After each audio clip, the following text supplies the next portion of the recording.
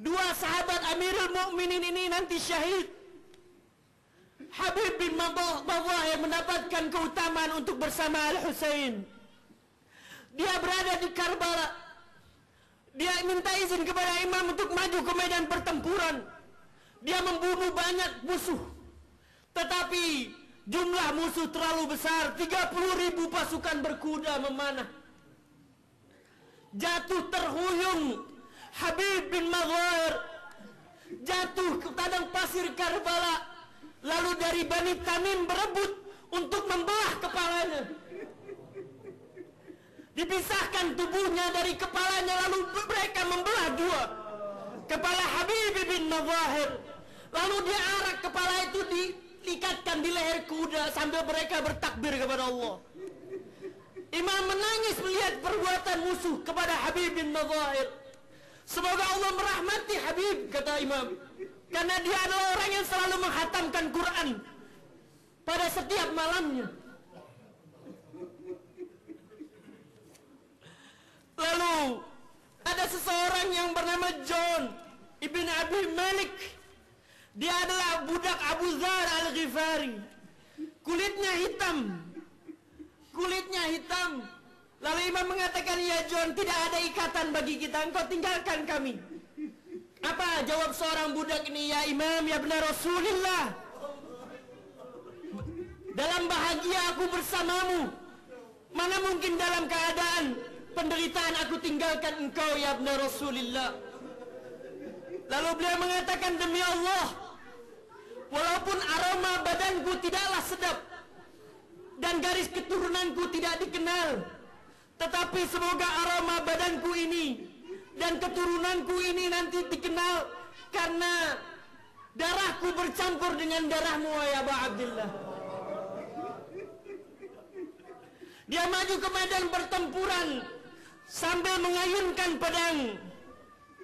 Dia membunuh musuh begitu banyak, tetapi panah dan tombak pun menyerang dia. Jatuh John, terkapar di padang Karbala. Al-Imam Baqir mengatakan, setiap orang dari setiap kabilah menjemput keluarganya di padang Karbala, kecuali John. John tidak ada sanak keluarga. 10 hari dia terpanggang di Karbala.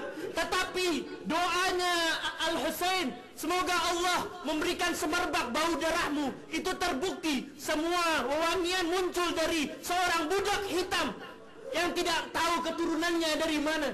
Tapi dia bersama Al-Husain. Hitam kulitnya, tapi putih hatinya. Ada seorang ghulam Turki.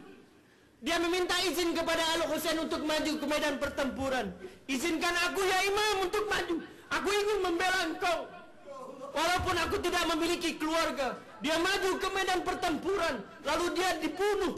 Ketika dia terhuyung, Imam Husain memeluknya. Dia tidak memiliki saudara satupun. Imam memeluk ghulam Turki. Lalu diletakkan pipi Imam kepada pipi ghulam Turki ini. Apa jawab ghulam Turki ini? Ingat, orang ketika ingin meninggal dunia, saat meninggal dunia, ingin ada familinya, saudaranya berada di sampingnya.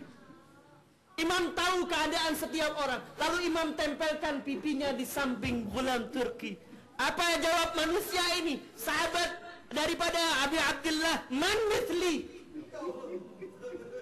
ibnu Rasulullah, putra Nabi, wada'a khaddahu ala khaddi, meletakkan pipinya di samping pipiku. Man mithli, siapa orang seperti aku? Imam Husain meletakkan pipinya di samping pipiku. Imam memeluk, wahai ghulam, sebentar lagi kakekku akan memberikan engkau minum sabar. Tiba kita malam ini sedikit menutup majlis ini dengan menceritakan Abul Fadl Abbas, Qamar Bani Hashim. Kita memohon tabarruk pada malam ini kepada Abul Fadl Abbas. Dia adalah saudara Al-Husain. Ibunya nama Ummul Banin Fatimah binti Huzam ibn Khalid, yang Aqil bin Abi Talib memilihkan untuk Amirul Mukminin seorang istri yang kelak dari wanita ini muncul pembela Al-Husain di Karbala. Dia bernama Abbas, dipanggil Abul Fadl Abbas. Adiknya Abdullah, Utsman, Ja'far, semua terbunuh di Karbala. Abul Fadl Abbas adalah adik Imam Husain. Beliau begitu parasnya, begitu agung, disebut Qamar Bani Hashim. Beliau meminta izin ketika Imam Husain sendiri, ya benar Rasulullah, ya Imam, izinkan aku mengambilkan air untuk Sukainah. Ingat bahwa Imam berbeda dengan Rasulullah. Rasulullah ketika perang, Imam Ali ketika perang, anak-anak Nabi di rumah itu penuh dengan air. Tatapan Imam Ali ketika perang ke depan, tapi tatapan Imam Husain, walaupun matanya ke depan, telinganya ke belakang. Di kemah teriak anak-anak wanitanya, putrinya, Atsyan, Atsyan, Atsyan. Ya Aba, haus, haus ayah, haus. Imam Husain walaupun harus menghadapi musuh, tapi ada Ruqayyah sedang menangis kehausan. Abdullah Ar-Radhi haus, semuanya haus. Mereka tidak minta apapun dari orang tuanya kecuali air. Tapi air pun Imam tidak bisa hadiahkan kepada putra-putrinya. Abbas tidak kuat, karena begitu dekat Abbas dengan Sukainah. Dipeluknya Abbas, janji aku akan bawakan air untukmu. Isbiri ya Sukainah, aku bawakan air untukmu. Berangkat Abbas meminta izin kepada Abi Abdullah Al-Husain. Imam Husain izinkan walaupun berat hati, karena dia Qamar Bani Hashim. Berangkat Abbas mengambil air. Waktu dia ingin minum, dia ingat Abi Abdullah belum minum. Dia lemparkan air itu kembali. Tidak layak orang seperti Abbas meminum, sedangkan Abu Abdullah Sukainah dalam keadaan haus. Dia ambil air itu. Lalu ketika dia berjalan menunggangi kudanya, rombongan musuh menerjangnya. Yang diambil Abbas bukan emas, yang diambil Abbas adalah air. Mereka pun tidak mengizinkan air. Air dalam tatapan putri-putri Al-Husain terlihat jelas. Air Furat, sungai Efrat, gemerciknya terdengar dengan jelas. Tetapi mereka tidak diizinkan. Dan di saat yang sama Sukainah Ruqayyah melihat hewan-hewan seperti anjing diizinkan meminum air sungai Furat. Berangkat Abbas kembali ke kemah. Bayangan dia hanya Sukainah. Tapi apa yang dilakukan oleh musuh-musuh Al-Husain? Orang yang telah menyembah syaitan, bukan menyembah Allah. Dia menebas tangan Abbas. Tapi Abbas tidak teriak kesakitan. Yang dia ingat hanya Sukainah. Yang dia ingat hanya putri-putri Al-Husain di kemah. Dia pegang itu.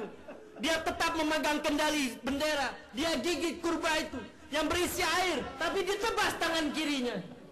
Tersungkur Abbas, dipanah, lalu ditombak.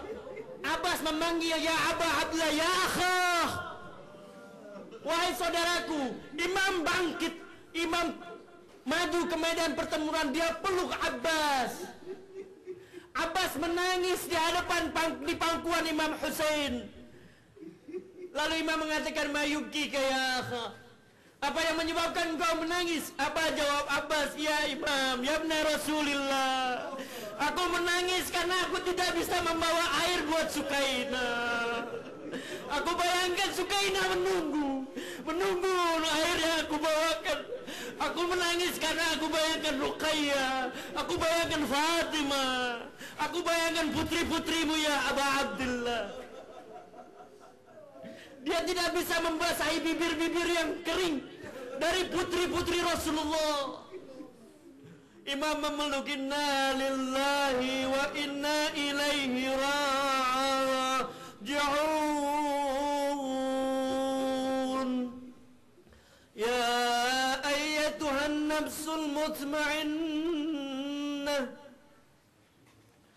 irji'i ila rabbiki radiyatan mardiyah, fadkhuli fi ibadi wadkhuli jannati. أحسن الله لكم العزاء بإمامكم الحسين الشهيد بكربلاء.